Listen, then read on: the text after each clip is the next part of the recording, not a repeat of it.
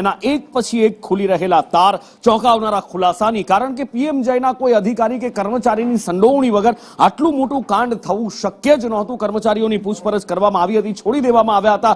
સાફુ પણ છે, સાફુ એટલે કે સ્ટેટ એન્ટી ફ્રોડ યુનિટ પણ રાજ્યમાં છે, પણ તેમ છતાં કેવી રીતે થયું એ સવાલો ઘણા મોટા હતા. અને આ બધા વચ્ચે હવે ઓપરેટર મિલાપ પટેલની ધરપકડ કરવામાં આવી છે અને ડોક્ટર યુબી ગાંધી જે પીએમજેના ડિરેક્ટર છે તેમના દ્વારા ચોંકાવનારા ઘટસ્ફોટ કરવામાં આવ્યા છે કે કેવી રીતે આ મિલાપ લોકોને છેતરતો હતો અને એની સાથે સાથે ગોલમાલ કરતો હતો પીએમજેમાં બેસી, અને કેવી રીતે એ આખું ષડયંત્ર રચી રહ્યો હતો. હિરેન પાસેથી વિગતે જાણીએ. હિરેન,